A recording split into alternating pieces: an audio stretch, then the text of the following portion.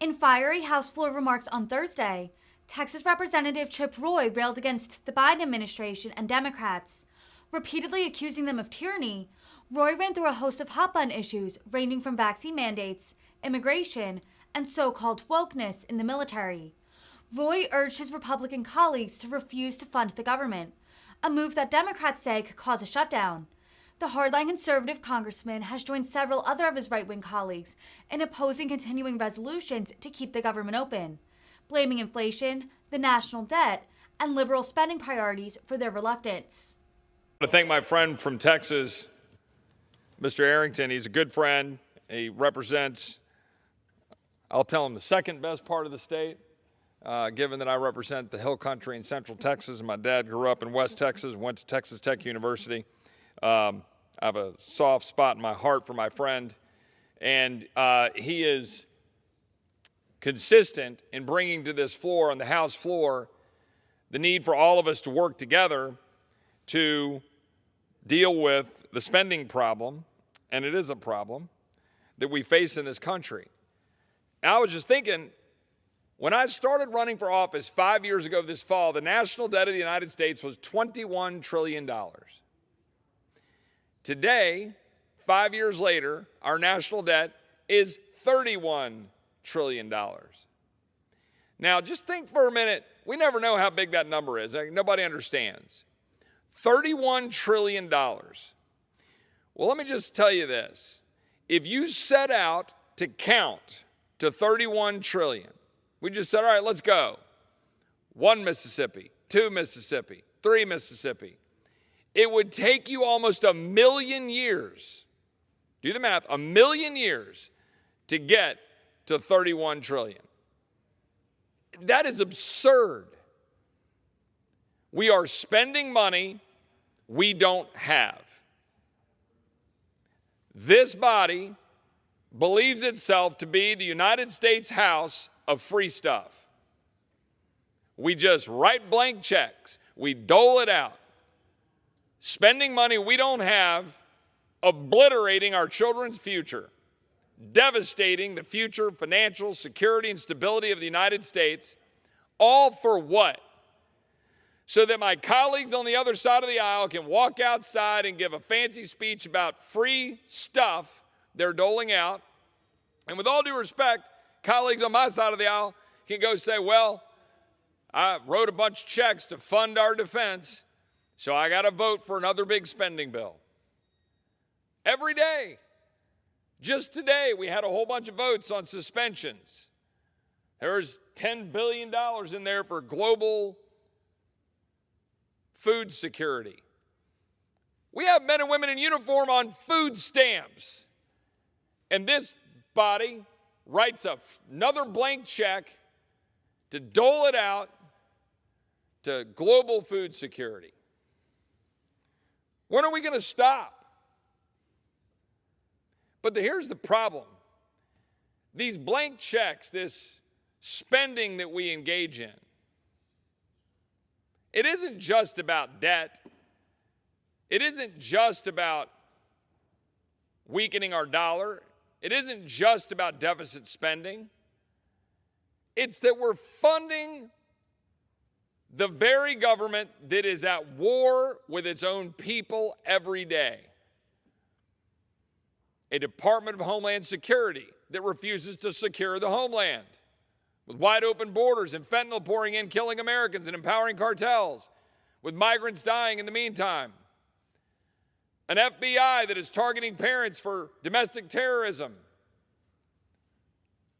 An FBI that's targeting a father of 7 in Pennsylvania for daring to have gone to speak out and exercise his free speech rights to defend the unborn.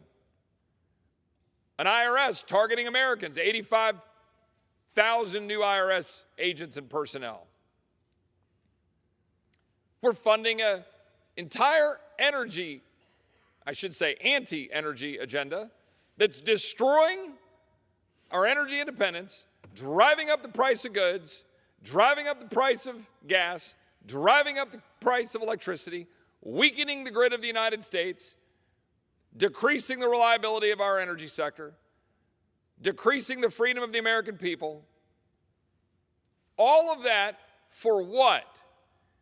So that my colleagues on the other side of the aisle and the president and the climate czar, or whatever the heck his title is, John Kerry, can go fly around the world in jets, spewing out all sorts of garbage out of their jets, to go hang out in Davos and pat themselves on the back that they're doing some sort of benefit for the world with respect to carbon dioxide, while China has 1,100 coal-fired plants and they're adding one new coal-fired plant a day, and my colleagues on the other side of the aisle just walk around with like butterflies and hummingbirds saying, aren't we great for the world? Oh, isn't this great? Devastating the American economy and devastating the American way of life, devastating our national security for fake hummingbirds and fake unicorns because they want to say they're doing something for the environment when they're not doing crap for the environment. Literally. You could ban every single combustion engine in America and you're not going to dent CO2 production while we destroy our way of life and destroy our economy. So America, welcome to the world of the Democratic Party. Plug your car in, use up your entire electricity bill that you use for your air conditioning unit to run your battery-powered car. Oh, $60,000, $70,000. Why can't you just go buy a Tesla, the Secretary of Energy says. Completely out of touch with the average hardworking American. Be right back. But that's what we're dealing with. But that's not all. Today, my colleagues on my side of the aisle, 22 of them in the United States Senate, voted for the continuing resolution. They voted for it, they will say, because, oh no, the government funding will expire tomorrow and we might have a government shutdown. You can hear all of the people in America crying big crocodile tears over the possibility that the federal government might not have its lights on Saturday morning. But let's actually talk about what's really going on. That CR that 22 Republican members of the Senate voted for contains $17 billion in emergency funding, unpaid for, another blank check. That same CR will expire in December, on December 16th, in a lame duck Congress, which my colleagues on this side of the aisle know full well means it empowers my colleagues on that side of the aisle to continue to stick it to the American people with their radical leftist policies, undermining their way of life.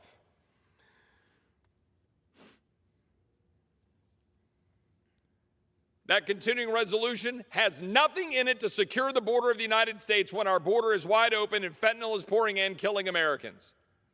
72,000 dead Americans last year from opioid, fentanyl-related poisonings directly coming in at the hands of cartels coming from China. That is more than every American who died in the Vietnam War.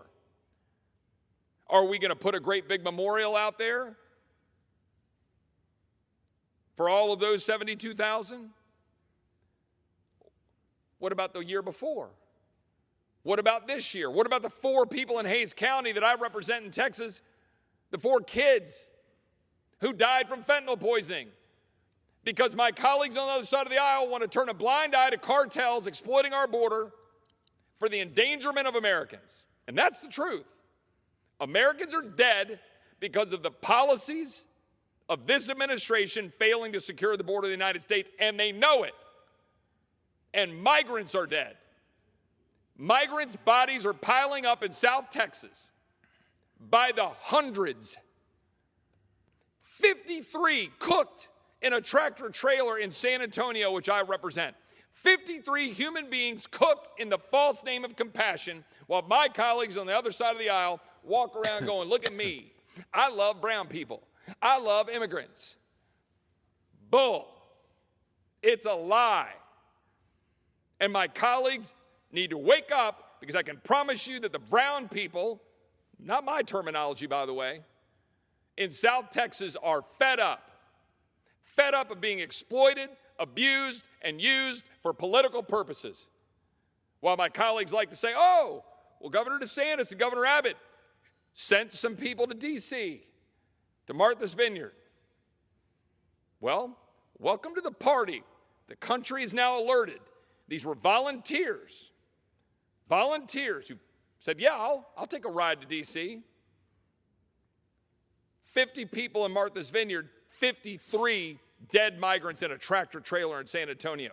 Just last night, the mayor of Uvalde, Texas, yes, that Uvalde, Texas, called up. There was a pickup truck with 10 immigrants in the truck that T-boned into a tractor trailer intersection, 2 of them dead, 2 in the hospital. Every stinking day this is happening. And my colleagues on the other side of the aisle turn a blind eye. That's the reality of our border. But this continuing resolution that my Republican colleagues in the United States Senate, 22 of them, were all too happy to support, continues to fund that Department of Homeland Security of an annual budget of $57.5 billion, $8 billion for ICE, even though it was a 70% reduction in removals last year for ICE. Millions in grants each year in that same continuing resolution to non-governmental organizations who are the ones actually transporting people around the United States, effectively subsidizing illegal immigration. This CR empowers the authoritarian bureaucrats targeting Americans. It's not just the Department of Homeland Security leaving our border wide open and exposed, but the FBI to the tune of $10.8 billion to go after former President Trump, to go after parents concerned about schools, to go after a pro-lifer father, an IRS of $12.6 billion. We just gave them another $80 billion. But no, we just funded a CR that an annual appropriation of $12 billion. Oh, you think that's good enough? How about NIH, $45 billion, after NIH has been basically screwing the American people for the last 2.5 years with their nonsense spewing out about COVID, resulting in our children being set back a generation, shoved to the corner of classrooms, forced to wear masks, unable to have proper speech. Also, my colleagues on the other side of the aisle can run around wearing masks and scaring the bejesus out of the American people. $45 billion. My Republican colleagues in the Senate said, sure, let's keep giving them more money. What will my colleagues on my side of the aisle do tomorrow? I hope they'll oppose it. How about Pfizer and Moderna, who face no liability, made $93 billion in 2022. $93 billion. Pfizer and Moderna, because the government was cramming shots into people's arms and then forcing our men and women in uniform to lose their job and get fired if they dare not take a shot, which the current CDC says, you know what, doesn't even help with transmission. What the hell kind of a country are we living in? This isn't freedom. And we're funding it. And Republicans are complicit. NIAID, $6.3 billion, run by the COVID tyrant in chief, Dr. Fauci. CDC, $8.5 billion, colluded with the teachers' unions to impose the lockdowns.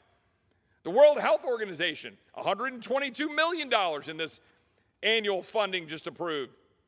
Already got $280 million under the Democrats' COVID relief bill. They pushed a completely unfounded COVID narrative and partnered with the Chinese communists to cover up the role in the COVID origins. This we know.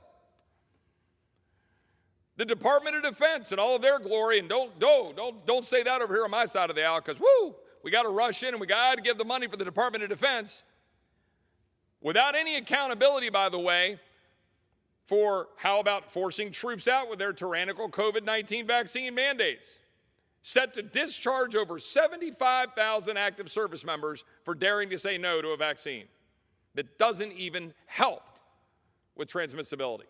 How about a woke military and foreign policy? The DOD won't admit China is a greater threat than climate change, according to the leadership. They're preoccupied with diversity training, constructing training centers with mixed-sex restrooms and locker rooms and showers. The Air Force is going to spend $66 million for one in San Antonio, which I represent. $56 billion for the Department of State and Foreign Operations budget, for U.S. embassies to fly pride and BLM flags, add unspecified X-gender designations to passports. $15 million for the State Department's Global Equality Fund, sending tax dollars to LGBTQI whatever persons around the world. empowers Biden's administration's anti-American, anti-biology ideology. $39 million for HHS Office of Civil Rights promoting gender transition surgeries for kids. $76 billion obviously goes to the Department of Education, where we subsidize schools failing our kids, shoving them into the corners of classrooms, making them wear masks, and rewarding teachers filling their minds with anti-American teachings under critical race theory. Even in my own school, a city that I represent in San Antonio, Northside ISD, forced a radical equity exercise dividing people by their hair color. $2 billion for the Student Aid Administration, carrying out the Biden's $400 billion student loan giveaway. $525 million for the public broadcasting.